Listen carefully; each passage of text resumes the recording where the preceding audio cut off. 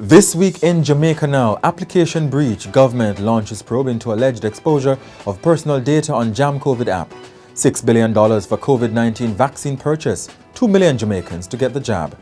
Not sure, still no timeline for when vaccines will arrive in Jamaica. I will be the first to inform the country if that timeline is going to be met. And getaway driver in Trelawny church murder pleads guilty and becomes prosecution witness.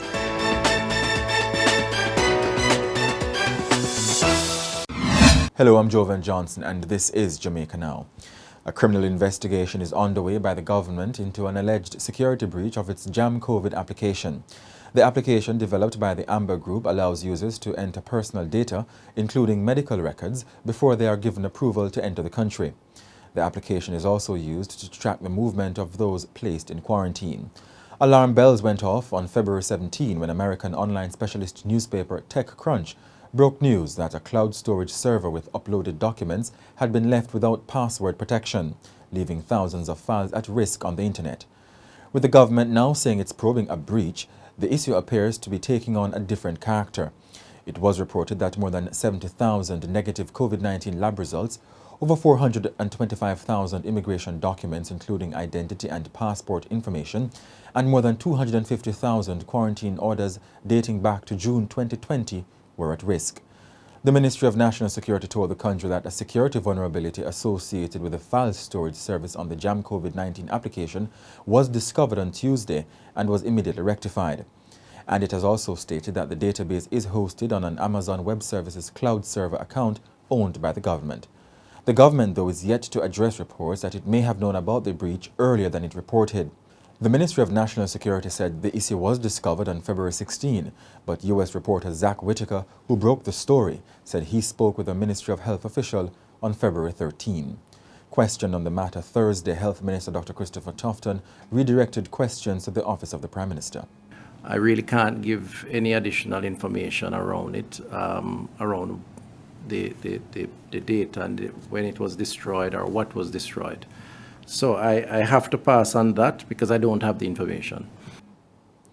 Amber, which is led by founder Dushyant Savadia, has been silent on the issue. The Andrew Holness-led administration is projecting to spend $831 billion for the 2021-2022 financial year. The budget, tabled in Parliament on Thursday, represents a reduction of $20 billion when compared with the expenditure for the current financial year, which ends on March 31. The estimates of expenditure tabled in the Parliament includes $777 billion for housekeeping expenses such as wages and $54 billion for capital spending on things like roads and bridges. Meanwhile, Health Minister Dr. Christopher Tufton said Thursday he could not give a timeline for the arrival of vaccines in Jamaica. What is very clear is that they have now approved the vaccines that they have identified as being the ones that would likely be the first quota or allocation. That's the AstraZeneca India. And so it's for them now to deliver on the commitment that they have made. And I will be the first to inform the country if that timeline is going to be met, and if not, when.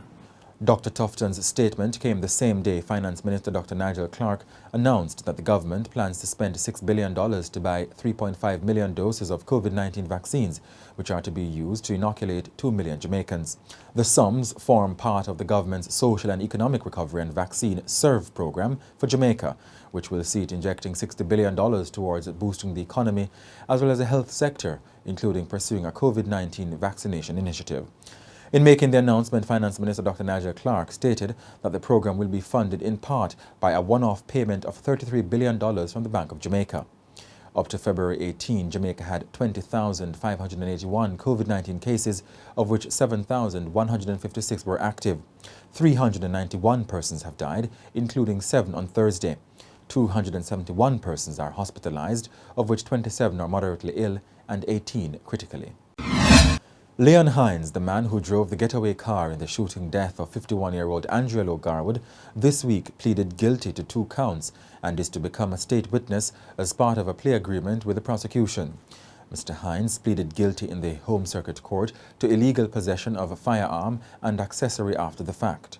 Under the agreement, the 23-year-old storekeeper of Rose Heights in Montego Bay, St. James, pleaded not guilty to murder, conspiracy to commit murder, accessory before the fact, and misprision of felony, and the prosecution offered no further evidence. He was remanded until March 12. He was charged along with 29-year-old Javan Garwood, otherwise called Janoy, who is charged with murder and conspiracy to commit murder, and Dwight Bingham, who is charged with murder and illegal possession of a firearm. Residents of Crooked River in Clarendon have described the chopping death of 61-year-old caregiver Sharon Cole, reportedly by her estranged lover, as a cold-blooded act.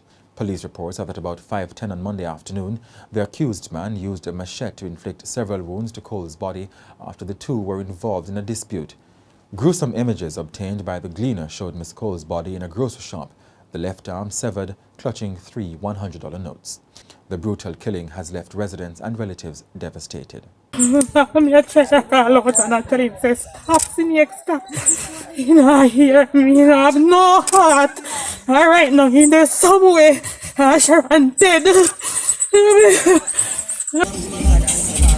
Boy, we beat him, mother and father. But the lady said she didn't know, so her son stay, nobody didn't tell him. They didn't tell her, else he wouldn't have him around him. Disgraced former JetBlue Airways flight attendant Kalina Collier is not likely to be banned from ever visiting Jamaica, as Tourism Minister Edmund Bartlett urges the closing of that chapter in the nation's history. Ms. Collier brought Jamaica's name into disrepute by using social media to convince hundreds of thousands of people worldwide that she had been held hostage while on vacation at the 5-star Ocean Coral Spring Resort in Trelawny. She made the false kidnapping allegations while trying to get out of quarantine after testing positive twice for the coronavirus. All visitors who test positive are required to quarantine for 14 days, either in a government facility or a hotel. Speaking with the Gleaner, Minister of Foreign Affairs and Foreign Trade, Senator Kamina Johnson-Smith called for a revision of the Cybercrimes Act, which she said would prove more effective in penalizing persons embroiled in a similar scandal. We need to strengthen the cybercrimes legislation, and a joint select committee has in fact been established to review the cybercrimes legislation. So I imagine that this matter will be one of the key issues on the agenda of the committee when it starts to sit. The Sugar Company of Jamaica Holdings Limited has refuted claims that it was being inconsiderate when it demolished 15 family homes at Innswood Estate last Saturday. SCJ Managing Director Joseph Shakir said the state-owned company had exercised due process and that the demolition was a last resort after the families failed to vacate the land so it could be handed over to the new owners as agreed. The families, who are third-generation occupants of the land owned and controlled by SCJ Holdings, scurried to secure furniture, appliances, clothing and other belongings just as a light drizzle started and bulldozers rumbled at around 7 o'clock. The residents accused the SCJ of being cruel and inconsiderate. Food we got a road go by and I eat. We don't even know what to find my medication.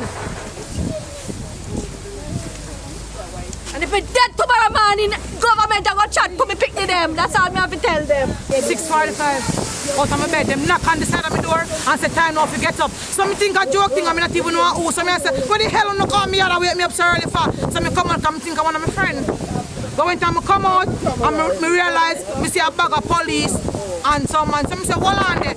I walk myself, so them come move me. So I say, all right, let me check out my things them. I want to do what I want to do. The police tell him some lick down everything and fling out everything. And that's it for this edition of Jamaica Now, your weekly review of the big news stories. Send us your comments at onlinefeedback@gleanerjm.com. Follow us on Twitter and Instagram at Jamaica Gleaner and on Facebook at Gleaner Jamaica. Like this video on our YouTube page, turn on your notification and subscribe today. I'm Jovan Johnson, and before we go, we remember Jamaican reggae icon Ewart Beckford, more popularly known as Daddy Roy, who died this week. Yes, you gotta stick your ass. And if you gonna pep, you gotta want to step, y'all. Sons and daughters of Jah, we still in love. It's Jah who made us, you know. My name is not Al Capone, but I can tip up them tones, you know. And I'm gonna crack a damn bone.